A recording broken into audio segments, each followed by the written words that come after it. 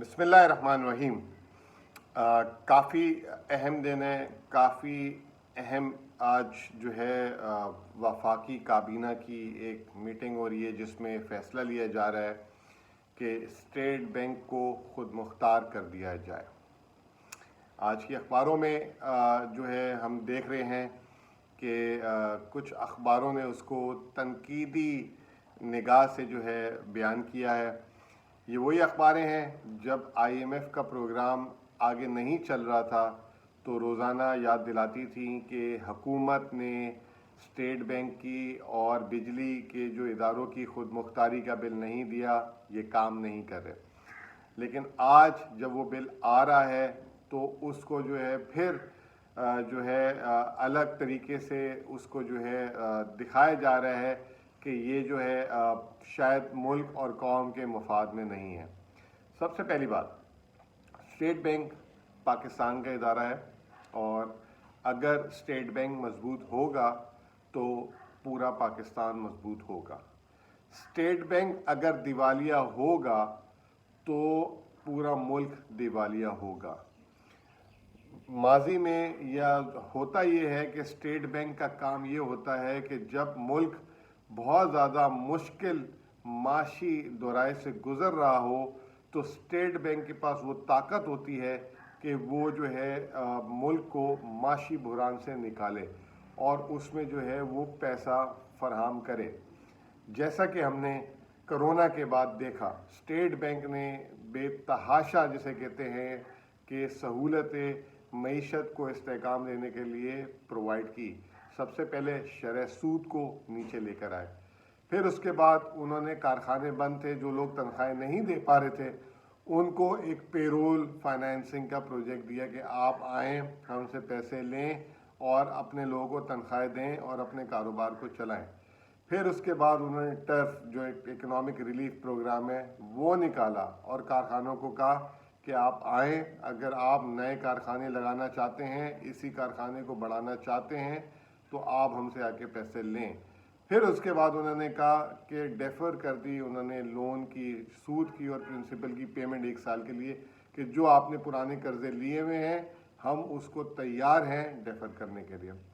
تو یہ ہے اسٹیٹ بینک کی اصل حقیقت۔ اگر اسٹیٹ بینک اگر آپ کا مالدار ہو یا اس کے پاس وسائل ہوں تو آپ کا ملک اگر معاشی بحران میں ہوتا ہے تو اس کو باہر نکال دیتے ہیں۔ ماضی میں ہمارا اسٹیٹ بینک بھی جو ہے جو ہمارے سیاست دانوں کی گھر کی کمپنی کی طرح استعمال ہوا اور اسٹیٹ بینک کے کام میں مداخلت کر کے ان کو روکا جاتا ہے۔ جیسے کہ آپ نے دیکھا کہ روپے کی قدر جو ہے ایک دم گرانی پڑی، اس کی وجہ یہ تھی کہ ماضی میں کچھ حکومتیں جو ہیں روپے کی قدر کو جان بوجھ کے مستحکم رکھتی تھیں تاکہ جو ہے وہ آرٹیفیشلی جو ہے معیشت کے جو ہے نمبرز کو دکھا سکے اور اس کے بعد ایک دم بم پھٹتا تھا۔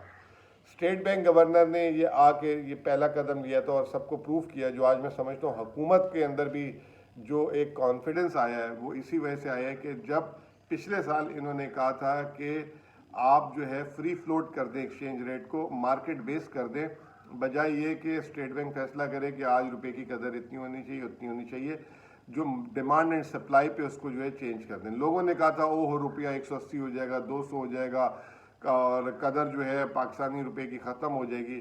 الحمدللہ 1 سال میں جو ہے روپیہ جو ہے 10 روپے مضبوط ہوا ہے الٹا، اور اسٹیٹ بینک نے اپنے ڈالر جو ہے بیچ کے مضبوط نہیں کیا، مارکیٹ نے خود کیا ہے۔ تو یہ بل آنے کے بعد جو ہے سب سے پہلی چیز یہ ہوگی، جو حکومت بے جا خرچے کرتی تھی اپنے الیکشنز جیتنے کے لیے اور اس کے بعد وہ خرچوں کے لیے جو اسٹیٹ بینک سے نوٹ چھپوا دیتی تھی، اور جب وہ نوٹ چھپتے تھے تو جو ہے نہ صرف قرضے بڑھتے تھے بلکہ مہنگائی میں ان کا بہت بڑا اثر ہوتا تھا، اور جب مہنگائی بڑھتی تھی تو حکومت پھر جاتی تھی اسٹیٹ بینک کے پاس، کہتی تھی آپ شرح سود کو ابھی نہ بڑھائیں، ہم نے الیکشن لڑنا ہے، یہ لڑنا ہے، تو اس کے بعد معاشی جو ہے بگاڑ اور بڑھ جاتا تھا۔ پھر جب وہ معاشی بگاڑ بڑھتا تھا تو روپے کی قدر میں جو ہے گراوٹ ناگزیر ہو جاتی تھی، تو حکومتیں کہتی تھی نہیں ابھی ہمارے الیکشن آ رہے ہیں، آپ نہ کریں تاکہ ہم الیکشن جیت جائیں، تو اس سے بگاڑ اور آ جاتا تھا۔ وہ تمام بگاڑ جب جمع ہو جاتے تھے تو ایک ساتھ پھر ہمیں آئی ایم ایف پروگرام میں اور اس طرح کی ترتیب وہ کرنی پڑتی تھی۔ تو آج جو یہ قانون پاس ہوگا اس میں حکومت کے ہاتھ کٹ جائیں گے، حکومت اپنا اثر و رسوخ استعمال نہیں کر پائے گی اسٹیٹ بینک پہ۔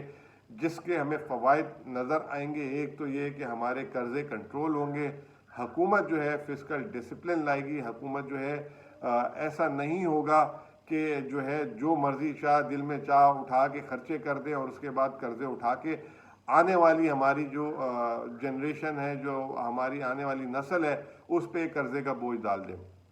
تو یہ ایک بہت ہی بڑی چیز ہے. اس کے بہت مثبت اثرات جو ہیں پاکستان کے کاروبار میں آئیں گے. میں سمجھتا ہوں اسٹیٹ بینک جو ہے مضبوط ہوگا, اسٹیٹ بینک کے پاس سرمایہ آئے گا, اسٹیٹ بینک زیادہ بھرپور توانائی سے جو ہے مہنگائی کو کنٹرول کرے گا. جب مہنگائی کو کنٹرول کرے گا تو شرح سود نیچے رہے گی, تو آٹومیٹکلی شرح نمو بھی بڑھے گی, اور اسٹیٹ بینک جو ہے براہ راست پرائیویٹ سیکٹر کو سپورٹ بھی کر سکے گا. تو یہ تمام چیزیں جو ہیں بہت ہی جسے کہتے ہیں کہ دلچسپ مراحل میں داخل ہو رہی ہیں. میں امید کرتا ہوں کہ آج حکومت اس کو پاس کرا دے.